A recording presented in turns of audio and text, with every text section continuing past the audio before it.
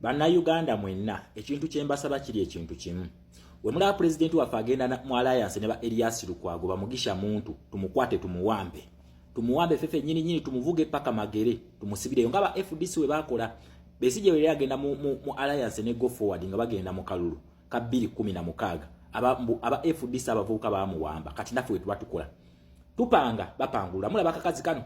kajja ku kitebe ne katulaga mukayikogera ebigambo ebikankana ku muhozi bichi bano bebamu. These people don't change. Nabagamba bano ekintu kye baliko balina okutuukiriza article 14 eyabwe ey'abahima Central Dynasty okulaba nti Besigye tubamu overshininga.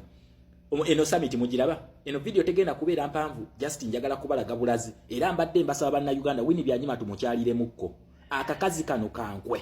nsaba tukakyalire mukko. Eno summit yabadde mu US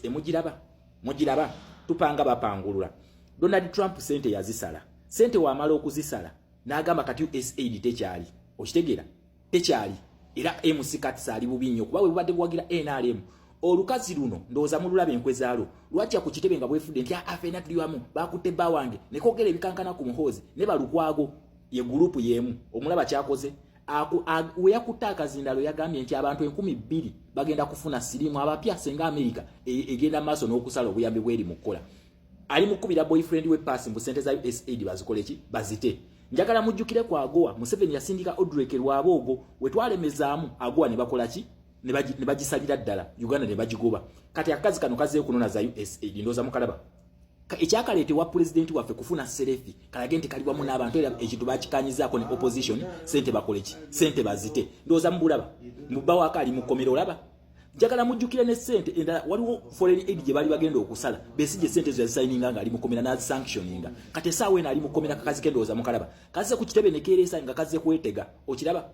kakati wini byanyima ekintu kyenkusaba ansalemu ali bweru siwe kiri kati ku 2,000 ezigenda okufuna sirimu tekuliko mwana wa nnyoko taliko tekuliko na mwana gwozala kubanga ansalemu ali bweru okitegera kati pabafe balike bafe kyogamba luli badde bafa sirimu Museveni si abadde abatta tekayogedde ku human rights violations tekazogeddeko tekayogedde nti bawaka ali mukomera wabula kagambye senga basala sente abantu 2,000 bagenda kufuna sirimu abapya okitegera kyogamba fe tuli basiru tetukimanyi nti tekyali daga tekyali ARVs. Njagala mujjukire omukazi ono y'omu yakola tweet wali eri n'agamba nti wano bano ebintu bibali mukola okugula eddagala abagagga nga baliguza ARVs abanaku bagenda kufa ne kalaga nti kalumirirwa naye ndowooza okyaba kyekakoze okirengera kino. Bannayuganda twebereremu abantu bano ab'enkwe tuzimba bazimbulula okitegera tupanga bapangulula we batweleta gino misota Elias Lukwago musota n'akabinja ke konna bo batunulidde musuwa gwa bulamu ku His Excellency Kyagulanyi okitegera watunulyamu ebbali bwati babojje basanyeewo kye bali mukola ebyo bebesinisa ebyo nga beereta ku kitebe si bannaffe babeera bambega banonye serefi kati kano kategedde nti conference esembedde ne kayoka ketwala eri ku kitebe ne katandika okugendayo katumanyiira gwe waziremesa gwe Trump okitegera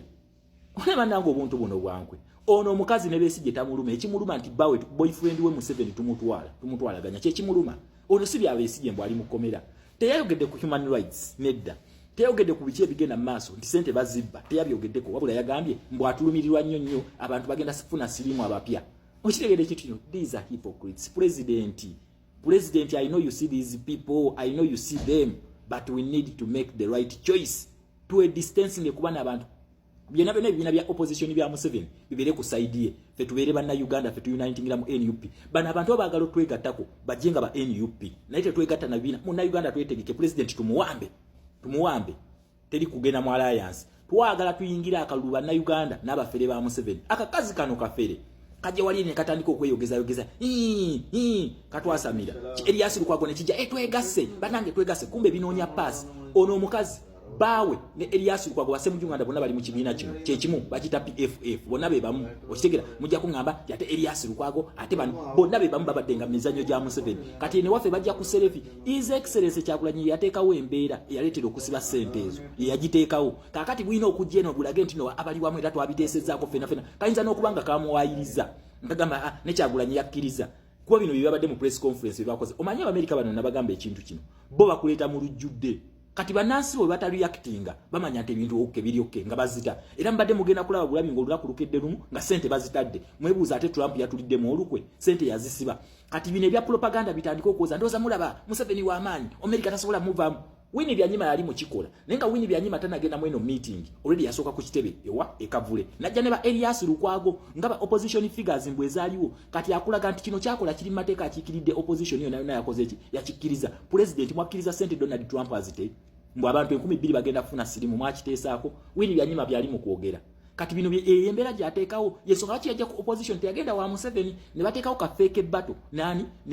ne Muhoozi Kayini Lugaba okulaga nti no abalwana tebakwatagana nja kwasa ebyama gwe tebakuzalira mu Uganda oli mu Tanzania bitwali tubimanyi already tuwe nuduzi za Muhoozi tegere nti no mwamugira tuwe kunuduzi za Museveni tegere nga boli omukambwe kubozirina okitegere ekintu ekyo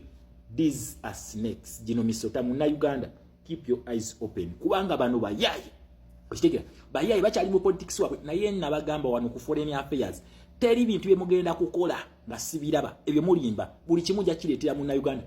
Uganda yesawa kati tukozesa amasimu na lukola yamaze okulayira kakati mujje mutaase sente zino mukole video nga nyingi nyaba extra striking mu bagamenti kana kakazi kafere batuleke tufe twagala tufe sirimu naye nga ne Museveni tazifunye katuzika abantu baffe tumanyi bafa sirimu nesi masasi ga America si sente za America nedda ekyo tugenda kikkiriza okitegera mu Uganda taase gwanga kati nze byange emibagambi ministry yange ekoze Winnie Byanyima yazze ku kitebe nafuna serefi wamala okufuna serefi agenze wa Trump ayagala bate USAID ngawe twakikola ku Odrek Lwabogo Mwagowa ni wano tukikole respect my people tusinkane encha